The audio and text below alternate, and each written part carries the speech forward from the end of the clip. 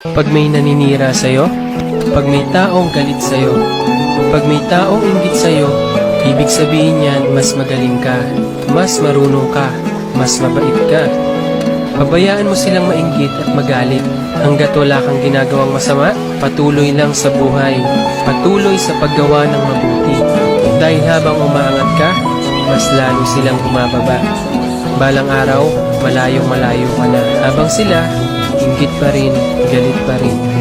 Hanggat patuloy nilang kinukumpara sarili nila, hindi sila umunlad. Kung ano mang meron ng ibang tao, kung ano man ang estado nila sa buhay, kung malayo man ang narating nila, mas mabait man sila, mas magaling man sila, huwag kang mainggit at huwag mo ikumpara. Gawin mong inspirasyon para ikaw din magkaroon, dahil walang tao na magkapareho. Ikaw ay ikaw, siya ay siya, ako ay ako. Bakit di mo hanapin ang talento mo?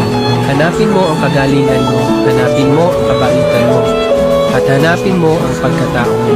Tandaan mo, ang pag-angat ng ibang tao ay hindi ikabababa ng kalagayan mo.